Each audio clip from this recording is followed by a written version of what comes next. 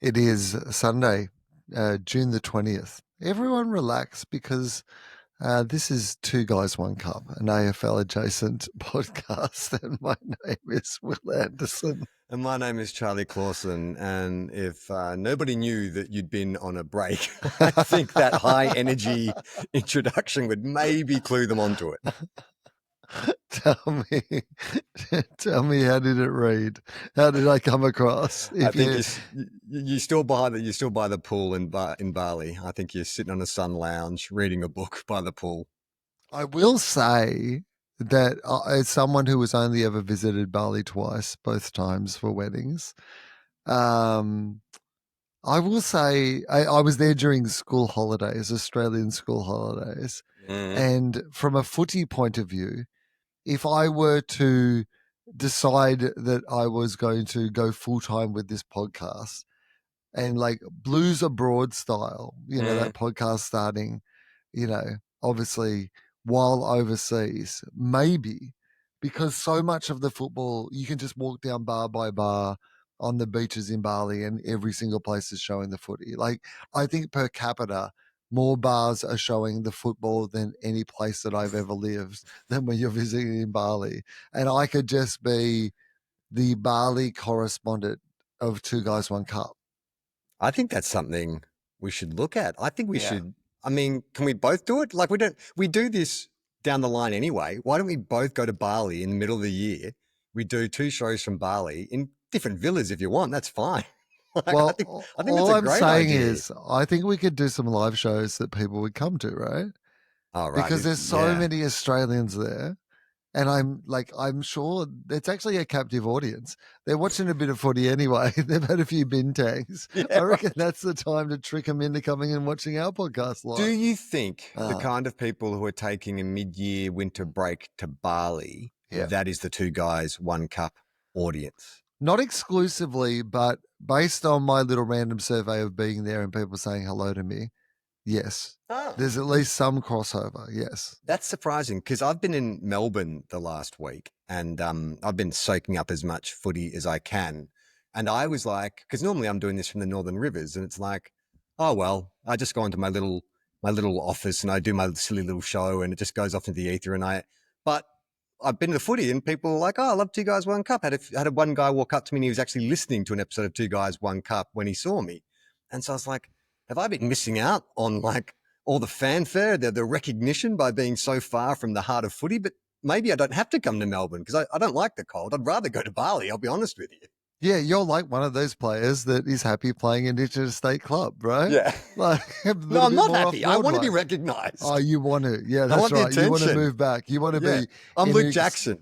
Yeah, you need to be in a footy city where people are paying you a little bit more attention because of your podcast. That's right. Well, last week Bali on school holidays might be that place if you're looking for suggestions, because I think the very fact that everybody is watching the football in those bars, that like if you are then walking in the midst of that, you've already got the environment created in which people are thinking about football. They've got a football mindset. You don't need much to. In fact, what I noticed was there was a lot of bars that had like sleeping bags and whatever that you can sit on out on the beach and you can watch like the sun. Oh yeah. Well, like bean bags and like comfortable chairs and like things that like bar chairs, basically these beach bars, these pop-up beach bars, but every single place has their own one, and then they have a stage set up where somebody's playing like acoustic guitar or whatever, and you'll go from one to one where they'll each have their own stage set up in front of their particular set of beanbags, and then only a few meters over there's another stage set up with their singer singing to their group of people with their beanbags. And I'm wondering, could one of those be us doing our podcast? What would the Balinese locals make of it? I mean, the sport is probably hard to decipher in the first place. Yeah. And then we don't even really do a podcast that's specifically related to the sport. It's more adjacent to the sport. So they're not comedians. They're not like sportsmen. What are they? They're just up there just sort of talking around the game. I feel like it would be the perfect environment for it because like they're broadcasting the football all the time, but maybe they're not immersed in the culture around the football, right? Yeah. But they've seen all the things we're talking about. Mm. They also, with a foreigner's eye, with someone who hasn't grown up with the game, who's watching it, who's seeing it all the time, but has had to examine it through a different point of view. Maybe they would be the perfect target. Maybe we could become massive in Indonesia. Yes. I mean, like 200 million people in Indonesia, right? That's Right. that's what we should do. Right? And with AI, we can translate the show into Indonesian, right? Yes. All right, And we become down. Indonesia's biggest AFL football podcast. Well, a lot has happened in the week that you weren't here. Uh, By the way, hats off to yes. Adam Spencer. He came off the bench last Indeed. week, and my So goodness, good. I mean, it I had to really listen. It made me was so think. good.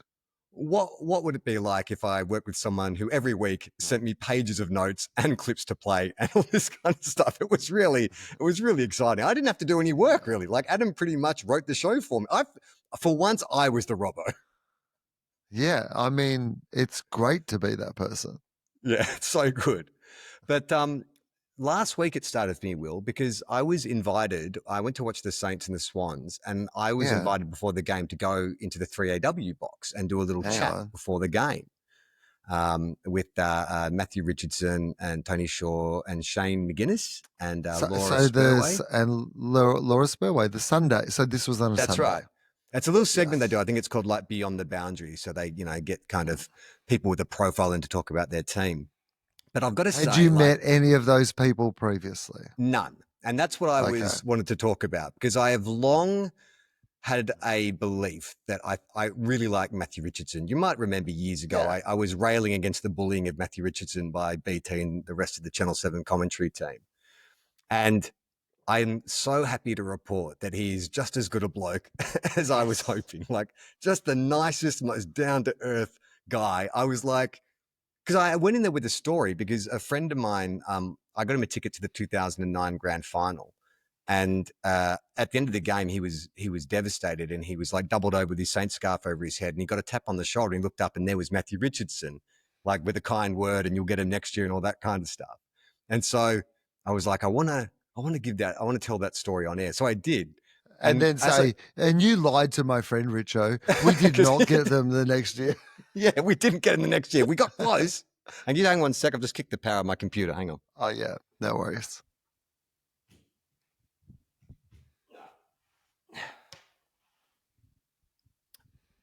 So Richo was great.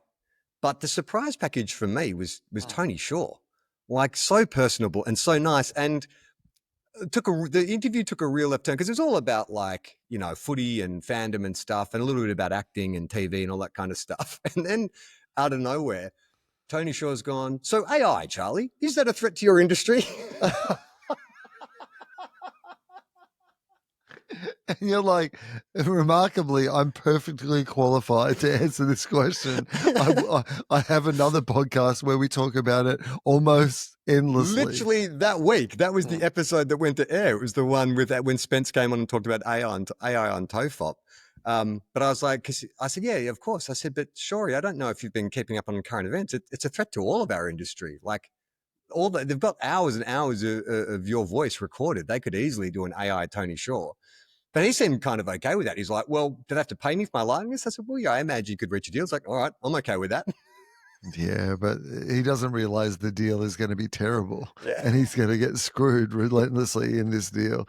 How much do you think that AI is going to change AFL? Because there's already, I believe, AI being used in some of the strategy around recruitment and maybe even on-field strategy. They're running AI programs. And I imagine more and more of that's going to go into the business of it all and into the tactics of it all. How much do you think that AI is going to infiltrate the game of AFL? Excuse me 1 second. Oh, yeah. Wow. It's a big question. I'm back. I think you need an AI co-host because I keep knocking the fucking power out of my computer. I'm back. It's all right. It's fine. I think it's going to be huge. I saw Grant Thomas tweeted out this week about, because he hates umpires, but he was saying Grant Thomas hates umpires. how quickly will we do away with goal umpires because that technology is that goal line technology is perfectly set up to be AI, like with infrared and all that kind of stuff. And I didn't want to agree with him, but I guess he's right. That's probably that's probably like the first kind of replacement of a physical person on the field that I think you'll see is you won't need goal umpires at some point. You'll have such good you'll have 360 cameras with proximity sensors that will be able to tell you if a ball's been touched, if it's gone over the line, all that kind of stuff. So I think that will be the first of the on-field roles to be endangered. Could we just lean into the entertainment value of the goal umpire more than the like having to like say whether it's a goal or a point, and more that sort of David Roden style of All right, so like, every goal umpire has to learn how to do the worm. yeah, that's right. Everyone, well, not the worm, but their own specific bit, you know. Okay. And so therefore it becomes more of the entertainment. So like you might get the signal through that it is a point, but you still Cirque du Soleil style are going to indicate like that it is going to be a point just as part of the theatre of the game. Yeah, I think that's great. And we should And also then you bring can broaden it out to people who don't have to have the skills of adjudicating whether it's a goal or not, and can be just more good at celebrating the flag yeah, waving almost like aspect of it. cheerleaders or something Yes. like that. Yeah, and then I reckon we bring back the white trench coat and the white Stetson Yes. hat. Of course. And then you can have like, they're dancing a smooth criminal or something Yeah. like that after each goal. Because I was down at GMHBA today and they're doing the music after every goal as well. And it's like, okay, well, that makes sense. If you're going to play music after each goal, then have a goal umpire who knows how to dance. Well, I think so. And I think maybe you could even do that thing of making it thematic from week to week. So, like, maybe you have someone down there who's cracking a whip one week, you know, and they're the goal umpire for the week, and they're just doing it through whip cracking, like, you know. Yeah, right. So it's kind of like new faces. Like we Yes, replace goal umpires with what's your talent, that's and then right. you can do it after each goal. Yeah. So, And then at the end of the you game, we need a get to talent vote. that can be performed at like after a goal or a behind, right? So Yes. you need two aspects of your talent that we can differentiate from each other, that you can be performed quickly. Like you Yeah. can't be like we're moving on with the game, so it has to be pretty quick. Like it has to be an acrobatic thing or like Yeah. a fire breathing Yeah. thing or You whatever it can't might be be. a guy's trying out your comedy. You can't get up No, there and try and do like a 3-minute set or something. no, like you don't that. have time. You don't have their attention, right? You know, you can maybe fill in time till they have the 30 seconds until the ad's finished, but it's not going there. Could you be one of those people who does a thing where they paint half their face like a woman and Oh half yeah. face like a guy, and then they sing like Oh, a duet with perfect. themselves? I think that's like I think that's a perfect starter, right? Isn't it? Yeah. Because then you just know what goal side and point side is. So that's a perfect one to do. And the best thing about that is you can bust it out at AFLW and AFL men's. It works for both. Yeah, love that. And also maybe you've got a duet that you sing. One's got the male part, one's got the female part. And just if it's a like a goal or a behind, you immediately play the female part or the male part. Yeah, I love it. I think that's a great idea. Yeah. So this weekend though, I went to 2 games in 2 different Okay. stadiums. So friend of the show, Broden Kelly, got me a ticket to see the Blues and the D's last night. So I went to the members, MCG members. How was that experience? For the first, well, my dad was an MCC member. That was my very initial introduction to footy. Was my dad would take me into the members, and I sort of have vague memories of being down the fence on the boundary line and seeing Greg Burns and Trevor Barker and all that kind of stuff. But walking in first of all, it took forever to get into the ground because those 2 fucking Collingwood supporters who tried to smuggle guns into the ground. Now the queues are just outrageous. Like there's full scanners and stuff that you're going through to get into the game. But then when I was in there, it was so private school, like the sense of privilege and the private school entitlement, like it reawakened all my experiences of being a private schoolboy. I was like, oh yes, I remember this. A lot of country road, a lot of RM Williams everywhere. And also like you sort of do notice the way the crowd, like there was no hint of feralness. It wasn't even like loud barracking. It was so strange because at one point, like it was a mixed crowd, sort of mostly D's, obviously, because it's Melbourne. It was the MCG, but there was a few Blues fans there as well. And there was a guy sitting a couple of rows in front of us who I think he was like being a bit loud, but he wasn't being obnoxious. He wasn't being abusive or anything. But 4 or 5 security guards came into the aisle, watched him for a bit, And we were all looking around going, what are these security guards? And then they yanked him out. Now, it is possible that he may have done something else that we didn't see that they caught on a camera or something like that.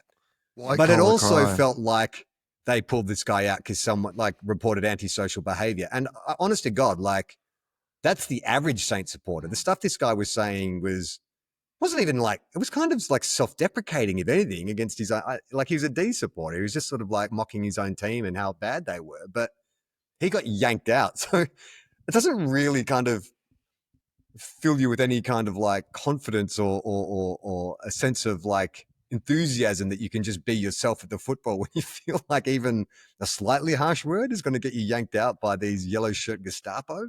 I mean, it might explain why Melbourne crowds are down. If Yes. anytime somebody does anything critical of their team, they're yanked from the crowd. Well, it was funny because being at that game, like I was there as Broden's guest, and so ostensibly barracking for the D's, but Terry has become such a beloved part of the show this year, and they've been so sad, the Blue supporters. And as you know, I've found myself empathizing with them a lot. I kind of was like, oh, I want to see where this game goes, and I did have this kind of idea that if the Blues got up, that I'd call into Terry's show. And then I'm wondering, is that like crossing the line? Like, because it's a show for Blues fans. They That's don't want to right. hear. They And don't want you there. I wouldn't be They there don't want you mocking them or thinking, anything. I'm one of you. They still have some pride. Yeah, exactly. I'm going slumming it on Blue or Broad. They don't But need your pity. it was an interesting game because dead rubber. Both supporter groups are pretty crushed, like their spirits, and there was just, and it wasn't it was a bit wet, so it wasn't a particularly pretty game. The only time the crowd sort of got fired up was after that Stephen May hit on what's his name, Ashley Moyer, I think his name was. That was the only time there was any kind of like energy in the crowd. But then it just sort of like petered out, and there's 40,000 people there, but it was probably the sort of the mildest 40,000 people I've ever heard. I guess when you're in a biggest, I'm used to going to Marvel, where 40,000 sounds loud. But having seen that Stephen May thing live, how did it feel at the ground? I didn't think it looked too bad. I mean, that happened right in front of us.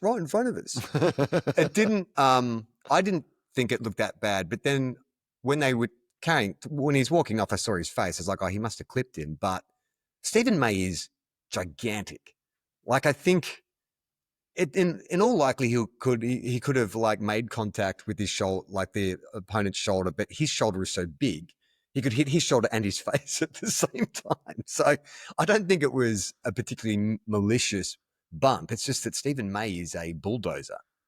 Oh yeah, it's him just saying, "Oh no, I just gave you a little nudge, just with my body, which is a weapon." Yeah, sorry, sorry. I guess, yeah. I think it's one of those things. If it were not Stephen May, people would be like, "Well, that is obviously just an accident, and I'm sorry that it happened." Yeah. But because it's Stephen May, but we also suspect that he has secret powers of killing people. Like that he's the sort of person that in half a second could flex his muscle in such a way that it would murder another man. Like we suspect that Stephen May knows how to do that. And I guess both sides, like both Carlton and Melbourne, you would say have underachieved this year when you look at their lists. And all that talk at the start of the year from Simon Goodwin about connection and the love and, we'll put the past behind us and stuff. This might be a simple observation or a very fingernail deep observation, to quote Kingy. Yeah. But it seemed like they didn't talk on the field. Like it seemed like there was no chat because we were close enough to be able to hear them when they did come near the fence. But there was like no shepherds put on, players getting run down, no players not realizing how much time they had or where they should kick the ball. Like it was just, they don't look a very connected team at the moment. And Carlton, I think, are almost the same, but for different reasons. It's more of a talent thing, or players been out of form or out of position, or TDK looks like he's just, I think he's already just counting the zeros on his check at the Saints. Like he doesn't really seem to want to be there anymore. But for Melbourne, it just feels like, I don't know, like maybe they should move on a couple of their big stars while they've got current, because they've got really, like Langford's really good, Xavier Lindsay's really good. Van Ruin had a pretty good. Cozzie's like an absolute gun. Like he's the best player in the, well, apart from Maxi, but he's probably the best player in the team now. So there's stuff to work with. But you just wonder with Clayton Oliver, like, all right, if you send him off to like St Kilda would take a Clayton Oliver. I don't know if we've got any draft capital, but if you could get a couple more draft picks in, just a fresh start, like new coat of paint on them, maybe they'll be back again next year. No, you don't seem convinced. You want to stop laughing. That just so sounded like something you convinced yourself of while sitting there watching that game. You were like, oh, well, maybe Clayton Oliver will come and play at St Kilda. Well, I don't know. I sort of feel like teams can have their hearts broken. Like Sydney this year playing like a team that's, they 2 out of 3 grand finals. I remember the Saints after we had our couple of grand finals in a row. We just had all the same cattle as when we were contending, but there wasn't the desire there. And I just feel like Melbourne don't have the desire amongst that senior core. Carlton, who knows? Like, I think Carlton's a bigger enigma. I no idea what to do with that team because I just don't know if they're any good or not. I don't know if they're not performing, if it's a teardown job or what it is. But they seemed happy enough with the win. I mean, I've got to admit, for as much kind of affection as I've had for Blues fans this year, as soon as you hear a group of them going, nah, it's like, enough, I'm out. And speaking of Nas, nah to that. Thank you very much. No way. But then today, I went down to GMHBA Stadium. Yeah, okay. I had the day off. And a mate of mine, who was down from the Northern Rivers, was taking his son, and he's from Geelong. He's like, I can probably get you a ticket if you want, get you into the social, the members club, social club members area. Anyway, and I haven't been to GMHBA Stadium in almost 30 years. The last time I was there was when Peter Everett was a fresh-faced young ruckman for St Kilda. Okay, like that's how long ago it was. So, and we've joked so much about the stadium. I was like, well, if I'm going to mock them and, the slush fund it is, I should go out and go there and check out what it's like. And I've got to say, it is pretty damn impressive. So really? The atmosphere, like it feels like country footy, like a big country footy game where, you sort of walk to the ground. You can't really park at the ground anymore. So, people either take the train in or they'll park around the side streets and walk together. But it's a beautiful, like state-of-the-art stadium now, renovated. They have like a Chin Chin's. Like Chin Chin's have a restaurant there, and they've got all these like gourmet pop-ups like dotted around, like these food trucks and stuff like that. And you get into the stadium and everything feels brand new. And there weren't like a heap of Saints fans there, but not completely underrepresented. I'd say there's 40,000 people. I'd say maybe, 15,000 were Saints fans. But the atmosphere was quite, I wouldn't say it was a hostile environment. I would say it was a condescending, dismissive environment. You know what I mean? Like a we'll tolerate. Did you find it hostile? No, condescending. Really, like a real group condescension. That's how it felt. Like it sort of felt like, we were the new boyfriend at the family dinner and Dad was going to put up with it, but it was clear that he was all right. We'll see if you last. Yeah, you'll see how long you last. Yeah. Exactly. And of course, like, them getting the first 5 goals made them put them at ease. But the Saints sort of came back. And it was interesting too, because like I was surrounded by, there was no other Saints supporters around me. And I think that kind of, that dismissal or that condescension of the guy, like I could feel the mood shift because we got within like 9 points, I think, sort of halfway through the second quarter. And Nasiah Wanganeen-Malera, can I just take a moment? Yeah. So for the last 12, 13 years, St Kilda has been crying out for a superstar midfielder. Yeah. And it turns out, Will, that we've cultivated one. We started him on the halfback, and then 3 weeks ago, they pulled the trigger. They said, let's put this guy in the middle and see what he can do. Turns out, when you put him in the middle, he'll get 36 touches, kick 2 goals, and have 1,000 meters gained.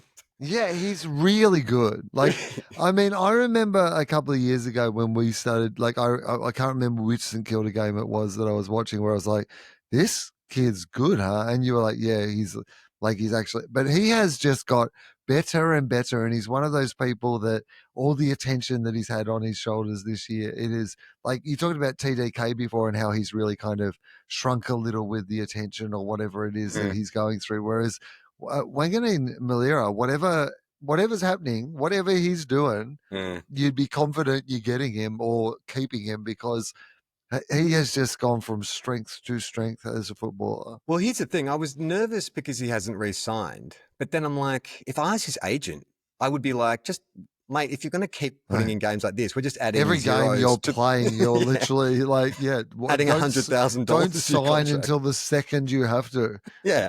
If there's any chance of you playing football, we're going to get more money.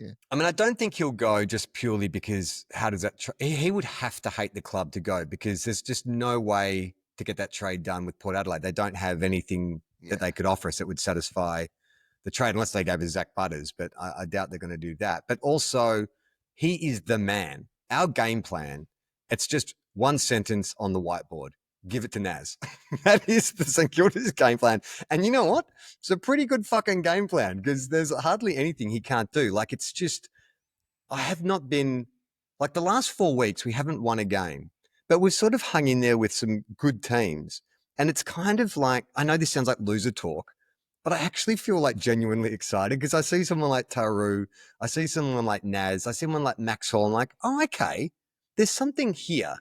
But then the kind of anxiety is like, oh, but we have to keep them together. Like, how do we do that? Like, is Ross enough of a kind of Machiavellian figure that, you know, he can keep this group together? Is he enough of a motivator? And because the word is that Naz and Ross are very close. And I guess what I'm hoping is that, you know, Nas's form is due in part to Ross's coaching and his, you know, holding him back until this moment and then releasing him into the midfield. Like, I'm hoping that Naz kind of goes, oh, I'm playing really good football. That's because Ross has sort of like coached me into this position. Because it would be horrible if Naz is just like, I'm an incredible footballer and it doesn't matter who's coaching me. I could be doing this anyway. I'm incredible. I could have been doing this for a year if he wasn't playing me on the halfback flank. This idiot. I could have won in Brownlow by now. So Naz was just tearing it up. But then there was a moment in the third quarter where, what's his name? The big guy, Shannon Neal. I think it's like the big forward for Geelong. Yeah. Where he gathered the ball like 30 out on the boundary line and he turned to face goal and he went to kick it and he just hit the belly of the ball. And like, it was one of the funniest things I've ever seen. Like, you could not have kicked the ball worse. And I started laughing, but like genuinely laughing, like, you know, you would do if you saw that. And this girl in front of me in like full, like, she had like the Guernsey with all the autographs and the badges and the stuff. She turned around and she sarcastically laughed in my face, like impersonating me. So funny.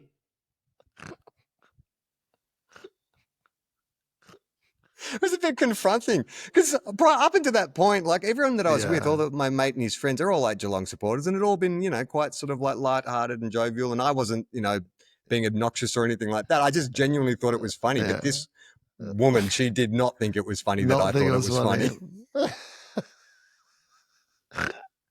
And the irony is, I think that is funny. Yeah. Well, I mean, I was so shocked. I didn't know what to say. I was like, well, actually, I did say, I said to her, he couldn't have kicked it worse, even if he tried. Which I mean, I don't think didn't smooth things over. We're just laughing at an Amy clanger. That's right. It was just an Amy clanger. So then at the end of the game, and this is the thing that, you know, I'm just having all these kind of epiphanies about football teams and footy culture. Okay. So at the end of the game, you know, they're playing the song and the Cats players get the little balls. And because we were right down on the fence, right in the 50, they're handing out and so I got to see all the Geelong kids come down, and I get the Geelong thing, right? Because Tom Stewart was there, Reece Stanley, Courtney Dempsey, and all their kids were at the fence and people passed their kids over. So they got their kids. And then I was like, this is just like being at a country footy game. Like, it kind of felt like the players knew everyone because they were just hanging out and saying hello to people. And it felt very accessible. Like, you were very close to the players, and it was almost like, the local butcher was there and this guy was here, and I was like, oh yeah, I get it. This is kind of nice. Like they're playing good footy. It doesn't feel like you got that super big pressure of being a Collingwood or a Carlton or Essendon or anything like that, where there's scrutiny and you got to strive for success. It's like, we're Geelong. This is what we do. After the game, we'll go kiss babies and shake hands and stuff, and it'll all be Yes. great. We're Yeah. part of the community. It's like it's our kind of version of a Friday Night Lights, where the Yes. town and the fortunes of the town and the way that the town relates to each other is funneled through the relationship that they have with the football team, and what it means to the town, and how those players are part of the community, both in a very real way but in a sort of hero way as well. And they are very side by side each other. There's that Yeah. idea that, yes, like you said, you'll be in tomorrow getting cheap meat from your favorite butcher as well, who's been at the game the day before. And there's Jeremy Cameron. Like it was just, it was very, it just felt like country footy. It just felt like a really well organized game of country footy. And I got to say, like, they just seemed like genuinely nice blokes. Like after the game, they were going up and like shaking hands with the Saints players and Tony Brown, like, because Reece Stanley used to play at St Kilda, so he went over to Tony Brown, our development officer, and they had a good chat and a big hug. And I'm like, oh, this is a nice way to end the game. Reece would have been like, "Can you believe I'm still playing? Like, I'm still playing."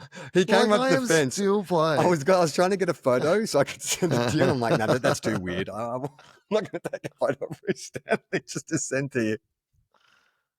But you saw a footballer in real life.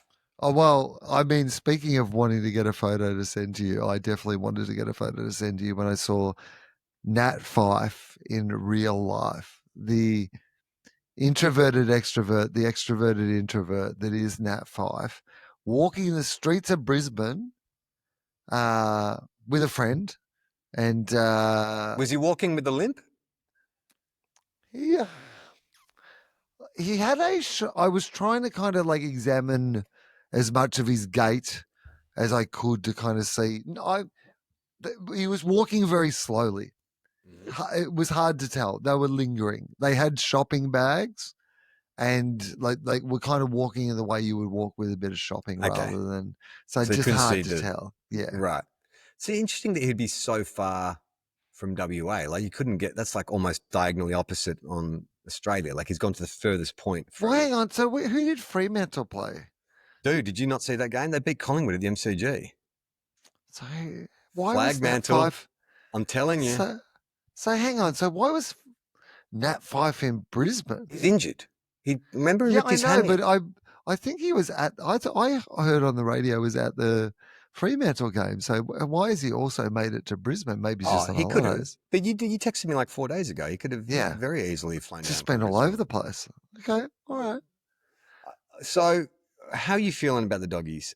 I got to ask you because Broden and I were talking about this on Saturday. We're saying like it feels like it's been a weird year for football. I can't quite put my finger on why that is. I think maybe because last year it was the race for the finals was so tight and felt very engrossing. But this year it sort of felt like the last 4 weeks. Oh, we kind of know what's going to happen, and I'm okay. Like I'm like, all right, Saints aren't going anywhere this year. It's all about next year. Do you feel the same about the Doggies? Like I think you've got some really good players. Like, or is it shit? We're going to do this again, where we hang around the bottom of the 8. Where are you at? I mean, I think at the start of the season, I would have thought we would have been about where we are. Though, if I didn't go through any of the stuff that has happened in between, I feel like we're about where I expected that we might be, which is in competition for the 8 without being certainly in the 8. And it is mostly the things that I imagined that would be our problems, which is that our backline isn't as strong as it could be, and we haven't quite solved all those problems yet. And otherwise, I reckon the team's pretty good, and it's been playing pretty well, and like we've had a lot of great successes. So, how do I feel about it? Like, it's very hard to know how I feel about it because I think We're about where I thought we would be, but at times during the season, we've looked like we were better than that. Yes, that's the And confusing thing. I just but don't know then what to make we've of the not ever Bulldogs. beaten anybody who is above us on the ladder. So there's also Yeah. that. That is being consistent. We don't have one big scalp in our like really. Maybe the Bulldogs are the most like predictable of all the teams, which is that we can beat anyone who is below us and we can't beat anyone who is above us, and that is exactly where we are on the ladder. Is just like caught in between the teams that are better than us and the teams that are below us. Yeah, it's weird, right? Because it's almost it's not dissimilar to Carlton, where you look at the list and you go, "Oh, these guys should be really good," but then the performances suggest otherwise. But I can't because I love watching the Bulldogs play, but then they don't beat anyone good. So Yeah, it's but like, also the other thing is we generally are not terrible against most sides. Like we've had a pretty good season. So even in all these games that we've lost, the Adelaide game, the Brisbane game, we're competitive enough in all these games. Like we're not. So it has been confusing. It is one of those things that has mm, always felt like if a whole bunch of things just happen to work right, they could just win the whole thing. Like, because like if every part worked well at the same time, there's so much good stuff going on. But it's always felt like to me that they were going to be a bottom of the 8 at best sort of team. And now it feels like they're not going to make it, is honestly the truth. It you feels get like I well. What don't did think they're Devo going say? You're I going to don't win the think they're going to make it. Yeah. last 5 games. Well, the Gold Yeah. Coast And I'm not losing sure today we do. helps you. That helps you out, which is a good time as any to do our vibe check. Will, are you ready for Oh, this? yeah. Okay. Yes. All I right. mean, you gotta get out of holiday mode. Actually, I've got no, to you don't. say, I listened to the podcast you did with Adam Spencer, so that's the Yeah, most up to date information that I have about the ladder. yeah. It's changed a bit since then. Okay, A all right. bit. Okay, so who's on top? Collingwood. Collingwood, but they're only half a Oh, game ahead of this next team. oh, Brisbane, I suppose. Brisbane, Yeah, and then in and third then place, Adelaide. yes. Now Yeah, you heard what Adam and I we were talking about. This is the surprise packet of the season, but we shouldn't be surprised because they've been winning. They've been the opposite of the Bulldogs. They've been beating good teams and winning a lot. But do you agree they're like the big brother? They're the big brother contestant who's flown under the radar. Like we just haven't been paying it's enough attention to them. incredibly interesting what's happening with Adelaide because they keep winning and. And winning well. Like that's an impressive victory. Gold Coast didn't kick a goal for like the first quarter and a half. And I think their midfield is better than we thought it could be. All those gun like kind of mid forwards are just incredible. Their forward line in general is those big forwards are really unstoppable. And yeah, they're a really good team, Adelaide. Sneakily, I think a Yeah. sneakily good team. Like then All in right, okay, fourth in position fourth, should be no surprise. Perennial top 4 team, Geelong. Geelong. But having said that, fourth down to seventh, all in the same amount of points. So it is Yeah, quite tight on okay. the bottom. All right. Then in fifth position, Okay, now I have no real idea, but I'm going to say Hawthorn, maybe just as a guess. correct. God, this could Oh, be okay, 2 weeks in a row that we've gone that's 8 good. for 8 with the top 8. Yes, Hawthorn are in fifth position with that victory over Port Adelaide. Uh, Coming good at the right time. I bumped and into like friend of the suddenly show, having a whole bunch Limo, of today, and and yeah, he was keeping it very low key. In fact, he was almost talking down the Hawks, and I don't like that. no, because they've got suddenly they've got all these guys playing in the twos that are like can get in the first team in pretty much every other team in the competition. So Yeah. nah, they're sneakily in a good position as well, Hawthorn, I think. And I would argue that this team is also sneakily in a good position in sixth. Yeah, interesting. So Quite achievers as well, I think, quiet mainly because achieve. they're off Broadway. Yeah, is it the Greater Western Sydney The Giants? Great and Western Sydney Giants. I mean, look, Yeah. no one should lose to Essendon for the rest of the season, which is guaranteed that the Saints will. But no one should lose to Essendon. Like that's a That's a horror story. What's going on at that club with the injuries and stuff. It's just, it makes me feel like, you know, whatever bad mojo Yeah. was created around the supplement saga. Yeah. Because do you remember there was a brief period once they got through that where Dodorio was a genius and they were bringing in like the, like what's his name? That guy, all these great players and stuff. And everyone's like, oh, they're bouncing back and they just, they keep trading in great players and they're getting good draft hands and stuff. But none of it's worked. No. I feel it's supernatural is what I'm trying to get Yeah. at. Therefore, Do you feel like there is some sort of curse. curse? I think it's a bad mojo curse. In the same way that How could Adelaide, you then, like, if it is, then how do you reverse it though? How do you reverse that curse? Like, what I don't what know. needs to be done to? Because it feels like if that is the case, like if people are final destination style being taken down by injuries based on what happened with the Essendon supplements program, then what has to be reversed? What thing needs to be done in the law to fix the idea that Well, what is the opposite of taking supplements? yeah.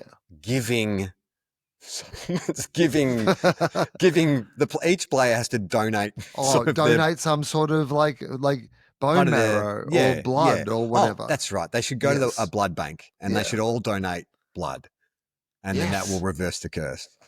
I don't reckon that's bad actually. In seventh position, Hmm. Hmm. So I know one of the teams is Gold Coast, correct. and that means the other team is, of course, the other team Probably the that biggest is, winners of this of weekend. course, who are the biggest winners of this weekend. Of Not by the course, margin, but just not the significance by the of the victory. margin, just the significance of the victory that they have. It happened. Fremantle. Fremantle. Oh, yes, of Flagmantle course. pipped the Pies by 1 point at the MCG today. Yes. All right. And this is the bandwagon that I am on. Interesting. Look, I'd love for the Bulldogs to get there, and of course I would cheer them on if I they don't did. think they will. No, I don't think so either. But Flagmantle, that is a team I can get. I mean, I think everyone can get behind this story, isn't it? They're the St Kilda of the West, perennial underachievers, the little brother done good. Like, I think this is what we have to, as a nation, as a footy community, we have to get behind this story. We have to get Flagmantle across the line. I'm okay with that. What's the compelling, like, paint the picture? Like, what? Okay, firstly, we've got the fact that they haven't won one, so I think that's good. That's a compelling narrative just in of itself. Like, Justin Longmuir is the only coach in the AFL on a game-to-game contract. Yeah, oh, true, right? That's great. I think he's PAYG. I'm pretty sure. I mean, that's actually a great storyline. If the pay-as-you-go coach is the guy who wins the premiership, I like that. Yeah, I mean, then there's also the idea that they had to farewell Sonny Walters. Nat Fyfe is probably done, so it's a year in which that's like your Bob Murphy. Yeah, so, true. They get on the transition podium. to champions that might not be able to make it. Justin Longmuir puts his medal around Nat Fyfe's neck, and that's like, it's fine, mate. I've already got That's one. all right. I've got heaps of medals. He's got 2 Brownlows. He's got his shirt off. Yeah, he's never his shirt off. Has he got 2 Brownlows, Nat Fyfe? Yeah. Does he? Yeah. Oh, shit, I didn't know. Fucking hell. Okay, sure. I should have known that. I don't know why I didn't.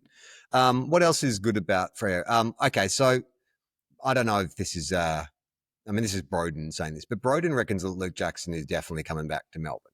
Oh. I don't know if that's wishful thinking, but that's some high drama there, isn't it? Okay. Particularly if he wins the premiership with them. Wins a flag, because that's exactly how he went to Freo. He won the flag at Melbourne, then went to Freo. Maybe this is his modus operandi. This is what he does. He likes to win premierships and then leave. He's like, I went and saw, and it's spoiler alert, I went and saw F1 with Brad Pitt, and he plays. Now, is the spoiler that Brad Pitt's character wins the race? Yes. Oh, okay. Well, then I don't think it's that much of a spoiler. Not just that, but he's this grizzled old veteran who just loves to race. He's not really in it for the glory. Nah. And even though he wins this big race, he doesn't stick around to get on the podium. He lets the young rookie, soak up all the glory. He moves on to the next challenge. And so that could be Luke Jackson's like a gunslinger. He just moves around from team to team, helps them win a flag. And then while the celebrations are going on, he walks out the door and the rookie runs out. It's like, Luke, aren't you going to celebrate with the team? And he's like, nah, kid, it's your time. And then he My wanders job's off to join the Suns. Yeah. But then then he goes back to the club he was originally at. Oh, you think he just goes back and forth? Yeah, that's right. For the rest of his career. I mean, I think I'd be, if you were the Demons and Fremantle and you're like, hey, for the next 7 years, let's just swap Luke Jackson. You win a flag, then we win a flag, then you win a flag. I'd be okay with that. Well, but what if Luke Jackson came to you at Fremantle and said, hey, I want to go back to Melbourne, but not for like 7 years? Like, I've just like, this has been 3 years of this is great. I've been loving it, but I need like 3-4 years back in Melbourne, and then I'll come back here for 3 or 4 years. Yeah. Like, yeah, that's what I'm saying. Like, it doesn't have to be year to year. It's just once you've got the flag, then you go back. Yeah. Like, I mean, I think he would allow us 3 or 4 years to kind of rebuild and help, win the flag. You can't just hop from one to the other winning flags. That'd be amazing. And then Gold Coast, obviously in 8th position now. You don't think the Bulldogs could jump up, but it is possible. It is possible that if the Suns drop a game and you win all your games, that you'll climb in there. What we have to do is something we've not been able to do this season, which is beat a team that is above us on the ladder. We would have to beat at least 2 teams that are above us on the ladder to do that. Hypothetically, though, if the Suns were to not make finals again, how big a disaster is that for Damien Hardwick? Oh, you know how big a disaster it would be? What? Not one, because it's not going to happen. It'll be fine. They're going to make the finals. You don't think there's any chance? I mean, there's a chance. Of course there's a chance. Well, there's a chance, but is there a realistic chance? No, I don't think so, because Gold Coast have got that hanging game as well, that extra one against Essendon. I think the Gold Coast are going to be fine. They'll be fine. Okay. They'll win enough. All right, let's get to the mailbag because it is late. For those of you listening, like Will had a show tonight. I had a show. Why is a bit croaky? So it is. It's 1 a.m. when we're recording this. It's very late. It's actually late. Very late. So let's fly through the mail. Will, you won't be here next week because you're going to be in Montreal. I will be. So this came in from Shane. He says, hey, Will's scheduled to come to our great city of Montreal for the Comedy Festival. Montreal is also home to a growing footy league and is represented by the Quebec Saints. Would Will be interested in meeting the team, maybe even having a kick? We'll do that in 2 parts. Okay. Well, I can answer the second bit most easily, which is I cannot have a kick. I physically cannot have a kick. It would break me in a foreign country.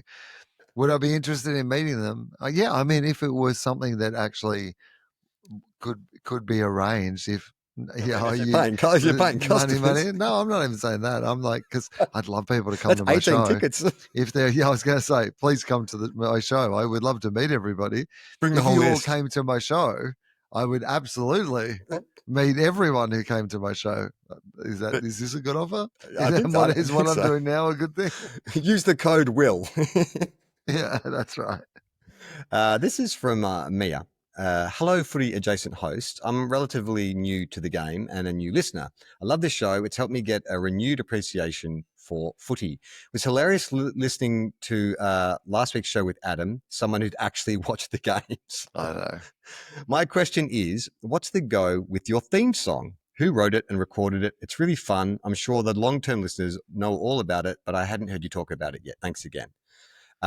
Mia, the song was written by me, lyrics by Charlie Clausen. Obviously, the song is a Yankee Doodle Dandy. It was put together by a guy who does ad jingles. I was put in touch with a sound post-production studio that I work with. They said, hey, if you want a guy to do vocals for you, because I knew I wanted like a traditional club song harmonies. So they put me in touch with this guy. And so I do remember when he was sending me like, rough cuts of it, us sort of going back and forth on how best to harmonize that shithouse. And I was saying to him, no, that shithouse has to be kind of like upbeat, because he kept sort of doing it kind of like that shithouse. I'm like, no, that shithouse. Like, I want that to sound like really uplifting. Yeah, we do, because we only do the sting at the start. So for those of you who don't listen to the very end, you can listen to the full theme song at the end of every episode of Two Guys, One Cup. This came in from Kate, long-time listener, first-time correspondent. Actually, I think I wrote to you about my theory on Lucky Neal's bird tattoos in the off-season, but it wasn't read out. Apologies, we can't get to all the mail. After listening to your episode on the 14th of July, where you discussed the acrobatics at the SCG, it reminded me of stunt footy. Touted as high-impact, large-scale entertainment spectacle involving elite athletes and professional acrobats performing stunts, acrobatics, and feats of skill, agility, and strength. Also, the Globetrotters of Australian rules football. I remember watching it on TV, and it appears it was at the E.J. Whitten Legends game at Marvel on July 6 in 2010, but unfortunately, it only appears to be footage on random people's YouTube accounts. Did you know anything about stunt footy? I didn't. No, I didn't know anything about that, but I think this ties in nicely to our goal umpire thing, right? Maybe instead of new faces, talent, we just have the stunt footy guys come out and spinning like balls on their fingers or whatever these guys do.